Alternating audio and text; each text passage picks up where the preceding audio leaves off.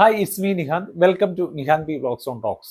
നമ്മൾ ഇന്നൊരു നിമിഷം സത്യമായി ചിന്തിച്ചിട്ടുണ്ടോ, ഒരു കുട്ടിയുടെ ഫോട്ടോ പോസ്റ്റ് ചെയ്യുമ്പോൾ അല്ലെങ്കിൽ ഒരു വീഡിയോ പോസ്റ്റ് ചെയ്യുമ്പോൾ നാം അവരെ സേഫ് ആക്കുകയാണോ അല്ലെങ്കിൽ എക്സ്പോസ് ചെയ്യുകയാണോ? ഇന്നത്തെ കാലത്ത് കുട്ടികളുടെ ഒരു ചെറിയ സ്മൈൽ, ഒരു ക്യൂട്ട് വീഡിയോ, അതൊക്കെ നമുക്ക് സന്തോഷം തന്നെയാണ്.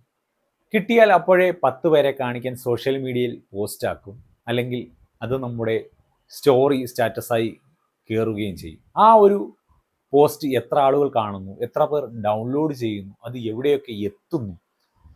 ഒരു ഇമോജി വെച്ച് കുട്ടിയുടെ മുഖം മറച്ചാൽ അത് സേഫ് ആകുമോ? സത്യസന്ധമായി പറയട്ടെ, അത് നമ്മുടെ കുട്ടിക്ക് യാതൊരു സെക്യൂരിറ്റിയും നൽകുന്നില്ല.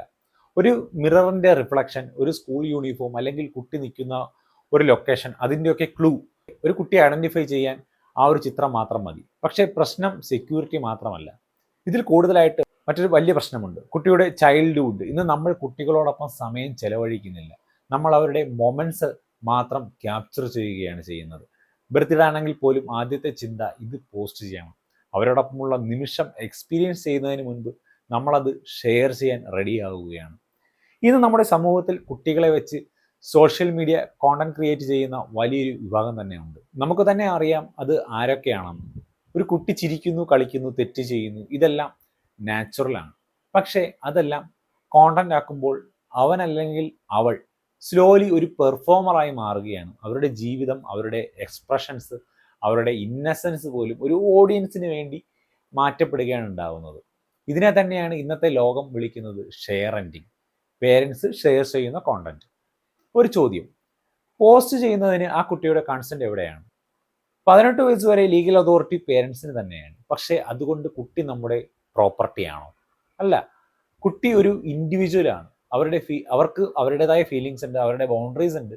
നമ്മൾ ഇന്ന് ക്രിയേറ്റ് ചെയ്യുന്ന ഡിജിറ്റൽ ഫുട് പ്രിന്റ് അവർ നാളെ ജീവിക്കേണ്ട ഒരു ഐഡന്റിറ്റി ആകും. നിങ്ങളൊന്ന് ഇമാജിൻ ചെയ്യും, 10 വയസ്സുള്ള ഒരു കുട്ടി ഒരു ദിവസം റിയലൈസ് ചെയ്യുന്നു, എൻ്റെ എല്ലാ മൊമെന്റ്സും ഓൾറെഡി ഇന്റർനെറ്റിലുണ്ട്, എനിക്ക് എപ്പോഴും പെർഫെക്റ്റ് ആയിരിക്കണം, എൻ്റെ ഇമേജ് മെയിൻറ്റെയിൻ ചെയ്യണം. ഈ തോട്ട് പ്രോസസ്സ് ആ കുട്ടിയുടെ ആത്മാഭിമാനം മെയിൻറ്റെയിൻ ചെയ്യാൻ അവർ ശ്രമിക്കും. അതൊരു ഇൻസെക്യൂരിറ്റി ആയി മാറാം, ആൻസൈറ്റി ആയി മാറാം, അല്ലെങ്കിൽ ഒരുപാട് മെന്റൽ സ്ട്രഗിൾസിലേക്ക് പോകാനുമൊക്കെ ചാൻസ് കൂടുതലാണ്. ഇനി മറ്റൊരു റിയാലിറ്റി, ഇന്ന് കണ്ടന്റ് ക്രിയേഷൻ ഒരു ബിസിനസ് ആണ്. കുട്ടികളുടെ ക്യൂട്ട് മൊമെന്റ്സ് വ്യൂസ് കിട്ടും, എൻഗേജ്മെന്റ് കിട്ടും, ഇൻകം കിട്ടും. ഇന്ന് പേരൻസ് അങ്ങനെ അതിലേക്ക് പലരും കടന്നു പോകുന്നുണ്ട്. ഒരു ചൈൽഡ് ആർട്ടിസ്റ്റ് സെറ്റിലേക്ക് പോകുന്നു എന്ന് കരുതുക, ആക്ടിങ് ചെയ്യുന്നു, പിന്നെ വീട്ടിൽ വന്നാൽ അവൻ അല്ലെങ്കിൽ അവൾ വീണ്ടും ഒരു കുട്ടി തന്നെയാണ്. പക്ഷെ കണ്ടന്റ് വേൾഡിൽ ആ കുട്ടിയുടെ ചെറിയ നെഗറ്റീവ് സൈഡ്, പോസിറ്റീവ് സൈഡ് രണ്ടും ഡിസ്പ്ലേ ചെയ്യുവാണ്. പുറത്തു നിന്ന് കാണുന്ന ആൾക്കാർ കുട്ടികളെ കാണുമ്പോൾ ആ ഒരു വീക്ഷണകോണിലായിരിക്കും അവരെ കാണുക. ഇനി ഒരു പ്രധാന കാര്യം, നമ്മൾ പലപ്പോഴും പറയുന്നുണ്ട്, ഞാൻ എൻ്റെ കുട്ടിയുടെ ബെസ്റ്റ് ഫ്രണ്ടാണ്. അതൊക്കെ നല്ലതാണ്. പക്ഷേ പേരന്റ് എന്നത് ഫ്രണ്ട് മാത്രമല്ല, പ്രൊട്ടക്ഷൻ, സേഫ്റ്റി, ബൗണ്ടറീസ്, ഇതെല്ലാം പേരന്റിന്റെ റെസ്പോൺസിബിലിറ്റിയാണ്.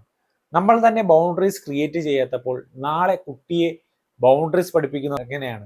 സത്യത്തിൽ നമ്മൾ അന്വേഷിക്കുന്നത് എന്താണ്?